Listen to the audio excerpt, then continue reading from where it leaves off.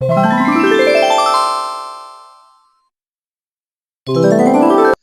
Morning friends, learn in lockdown science and mathematics. इसके पहले video में हमने जो है वो फाइनेंशियल प्लानिंग पढ़ा था। उस फाइनेंशियल प्लानिंग में जीएसटी क्या होता है और जीएसटी के पहले कौन से टैक्सेस हमारे देश के अंदर चलते थे वो पूरा पढ़ा है। और जीएसटी में कौन कौन सी डिफाइन आती है वो हमने डिटेल में पिछले वीडियो में पढ़ी थी। आज जो हम पढ़ने जा रहे हैं GST in trade chain. Trade chain में जीएसटी किस तरह से कैलकुलेट होता है वो आज हम पढ़ने जा रहे हैं। अब इसमें भी कुछ डिफाइंस होती है। सबसे पहले उसमें इनपुट टैक्स। अब देखिए, GST pays by trader at time of purchase. जब कोई माल खरीदी करता है व्यापारी तो जो टैक्स देता है उसको बोलते हैं इनपुट टैक्स। अब दूसरा है उसमें output tax. GST collect by the trader. वही ट्रेडर अगर वो माल किसी और को बेचता है, रिटेलर को बेचता है, तो जो टैक्स वो कलेक्ट करता है तो उसको बोलते हैं आउटपुट टैक्स। अब इसमें इनपुट टैक्स क्रेडिट क्या होता है, तो यहां पर जो है मित्रों, deduction of input tax from the output tax and pays remaining tax, this deduction is the input tax credit. मतलब output tax minus input tax हम जो करते हैं उसको बोलते हैं इनपुट टैक्स क्रेडिट। अब देखिए ये जो है किस प्रकार से वर्कआउट होता है, एक मैंने यहां पर आपको एग्जांपल देने के लिए लिया है। अब देखिए यहां पर एक मैन्युफैक्चरर है, उसने एक वस्तु बनाई है, गुड्स बनाया है, और वो होलसेलर को वो 200 रुपए में बेच रहा है। अब रेट ऑफ जीएसटी जो 12% फिक्स किया गया है, तो 200 रुपए का 12% होगा 24 रुपीज। तो इसने क्या किया, पूरे 24 रुपए जो जीएसटी भर दिया। अब ये अपने जेब से भरेगा क्या? नहीं। तो ये किसके पास से लेगा? तो होलसेलर ने जो है उसको ये 24 रुपए दे दिए। अब होलसेलर क्या करेगा, वही वस्तु 300 रुपए में रिटेलर को बेचेगा। अब रिटेलर के पास से 300 रुपए के 12% मतलब हो गए 36 रुपए। अब ये 36 रुपए जो है वो जीएसटी देगा, लेकिन उसने पहले कितने रुपए दिए हैं? 24 रुपए होलसेलर को दिए हैं। तो वो क्या करेगा, वो 24 रुपए माइनस करेगा, मतलब 12 रुपीज जो है वो जीएसटी भरेगा। अब ये रिटेलर क्या करता है, ये रिटेलर जो है वो कस्टमर को वही वस्तु 400 रुपए में बेच रहा है।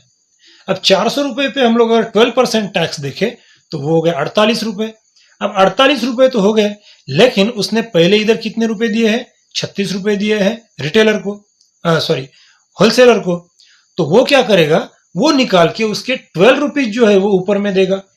अब ये पूरा देखने के बाद में हमें एक ध्यान में आ रहा है कि पूरा टैक्स जो गवर्नमेंट के पास गया है वो कितना गया है, तो इधर से गया है 24 रुपए और इतना पूरी तरह से गया है 24 रुपए, मतलब पूरा 48 रुपए टैक्स जो है गवर्नमेंट की तरफ हमने दिया है। अब इसका बाइफर्केशन किस तरह से होता है ये देखिए। तो इसमें क्या क्या हुआ, तो हम लोग देख रहे हैं कि मैन्युफैक्चरर ने जो है सबसे पहले जीएसटी जो दिया है वो 24 रुपए, जिसमें के 12 रुपए सीजीएसटी, 12 रुपए एचजीएसटी। सिमिलरली होलसेलर ने भी क्या किया, 12 रुपए दिए, उसमें के 6 रुपए सीजीएसटी, 6 रुपए एचजीएसटी। सिमिलरली रिटेलर ने भी क्या किया, 12 रुपए टैक्स दिया, उसमें के 6 रुपए सीजीएसटी, 6 रुपए जीएसटी। तो टोटल टैक्स गवर्नमेंट को कितना दिया गया, तो 48 रुपए दिया गया। इसका मतलब क्या है कि 48 रुपए जो है ये तीनों ने दिए है क्या? नहीं। एट द एंड किसने दिए पैसे, ये पूरे ये दिए हैं कस्टमर ने। तो ये हम इनडायरेक्टली कस्टमर के जेब से गवर्नमेंट को ये जीएसटी जाता है। अब देखते हैं इसमें एक एग्जांपल। अब जीएसटी किस तरह से कैलकुलेट किया जाता है, यहां पर एग्जांपल देखिए। Messrs Raj purchased liquid soap of ₹8,000 and sold to consumer for ₹10,000। GST rate is 18%। What is the CGST and HGST payable by Raj? अब हिंदी में बताओ आपको, तो राज ट्रेडर्स ने 8,000 रुपए का लिक्विड सोप खरीदी किया और उसको 10,000 में बेचा। अब रेट ऑफ जीएसटी जो है वो 18% फिक्स हो गया। तो राज ट्रेडर्स जो है वो टोटल कितना सीजीएसटी और एचजीएसटी गवर्नमेंट को देगा। ठीक है, ये प्रॉब्लम आपको समझ में आई है पूरी। अब इसका एग्जांपल सॉल्यूशन देखते हैं हम लोग। सॉल्यूशन में क्या है, सबसे पहले देखिए इधर इनपुट टैक्स जो है, क्योंकि राज ट्रेडर्स ने 8,000 रुपीज का माल लिया तो 18% टैक्स, मतलब 18/100 इंटू 8,000 वो हो गया 1440 रुपीज।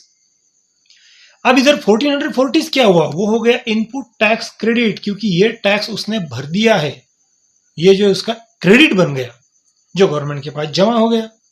नाउ अब जो है वो माल बेचेगा तो वो 10,000 में बेचेगा, तो 10,000 पे फिर से 18%, ये देखिए यहाँ पे, तो 10,000 पर 18% जीएसटी अगर देते हैं तो वो हो गया 1,800 रुपया।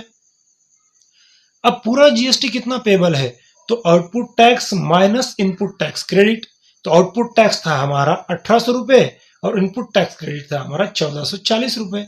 इसका माइनस करेंगे तो हमको बच रहा है यहाँ पे 360 रुपए। तो जीएसटी जो देना है वो 360 रुपए, लेकिन उसमें के 180 रुपए सेंट्रल गवर्नमेंट को और 180 रुपए स्टेट गवर्नमेंट को। इस एग्जाम्पल को आप अच्छी तरह से समझ लिए हो।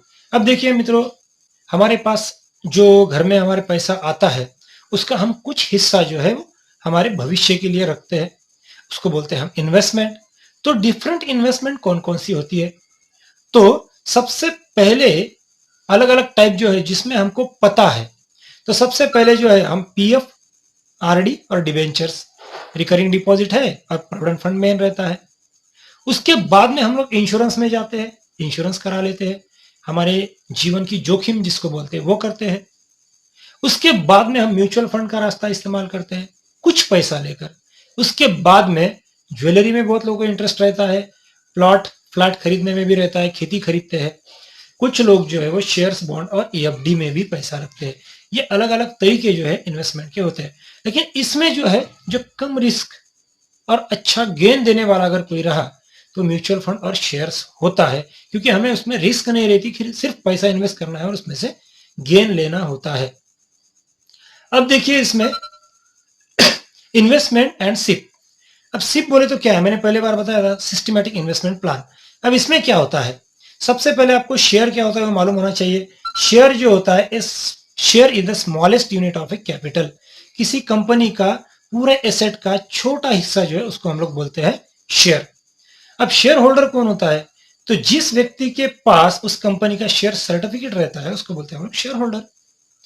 अब फेस वैल्यू क्या होती है आगे, तो शेयर सर्टिफिकेट पर उस कंपनी के मिनिमम शेयर का रेट जो लिखा हुआ रहता है, 10 रुपए 20 रुपए मान लो जो भी है, उसको बोलते हैं हम लोग फेस वैल्यू। अब समझ लो मैंने अगर कोई शेयर 10 रुपए से खरीदा है और 2 महीने बाद उसकी कीमत 20 रुपए होती है, तो उस कीमत को 20 रुपए को हम मार्केट वैल्यू बोलते हैं। तो सेलिंग और purchase price of the share is called the market value. उसके बाद में आता है डिविडेंड। अब कंपनी हर साल में जो प्रोग्रेस करती है और पूरा खर्चा वगैरह सब करने के बाद में जितना प्रॉफिट होता है, उस प्रॉफिट का कुछ हिस्सा वो अपने शेयर होल्डर को देती है। वो 10%, 12%, 15% हो सकता है, तो उसको बोलते हैं डिविडेंड। समझ लो मेरे पास 100 रुपए के 100 शेयर है, 1,000 रुपए है उसकी फेस वैल्यू, और कंपनी ने अगर 8% डिविडेंड देना तय कर लिया है, तो मुझे 1,000 रुपए पर 80 रुपया डिविडेंड मिलेगा। ये रहता है डिविडेंड। अब उसके बाद में आता है, अगर मार्केट वैल्यू अगर फेस वैल्यू से अगर ज्यादा रही तो हम लोग बोलते हैं शेयर इज एट प्रीमियम, मतलब रेट उसका बढ़ा हुआ है, बेच सकते हैं। अगर मार्केट वैल्यू अगर फेस वैल्यू से कम रही तो उसको हम लोग बोलते हैं वो डिस्काउंट पर शेयर चल रहा है, मतलब उसकी कीमत कम हो गई। और अगर दोनों भी सेम रहा, मार्केट वैल्यू और फेस वैल्यू, तो उसको एट पार ऐसा बोला जाता है।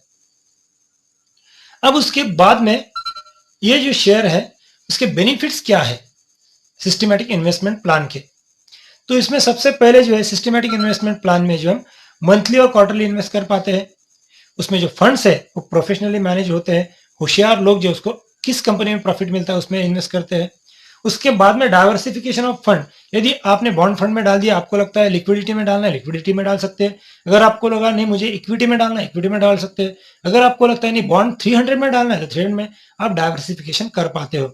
साथ में ट्रांसपेरेंसी रहती है और इन्वेस्टमेंट सेफ रहता है।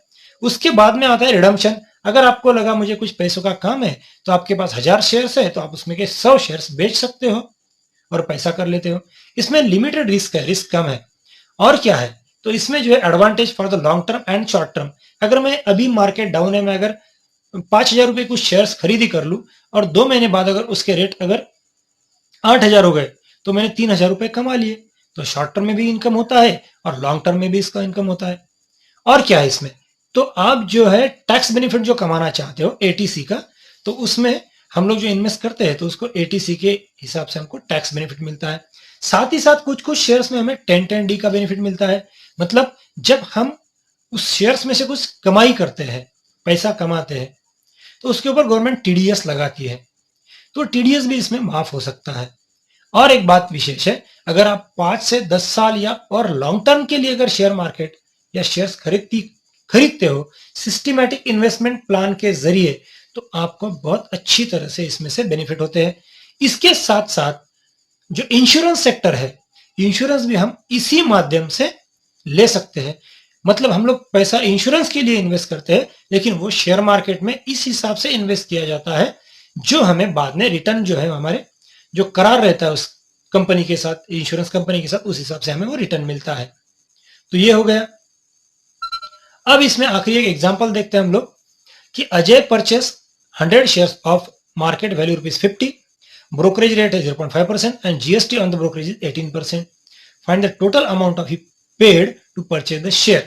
अब सीधा सीधा बताऊं तो अजय ने जो है 100 शेयर्स लिए, 50 रुपए का एक है, ब्रोकरेज रेट 0.5% फिक्स है और जीएसटी है 18%। तो उसको कितने रुपए पूरे देने पड़ेंगे, तो यहां पर देखिए आप, उसने पहले 100 शेयर्स 50 रुपए से खरीद कर लिए तो हो गए 5,000 रुपए।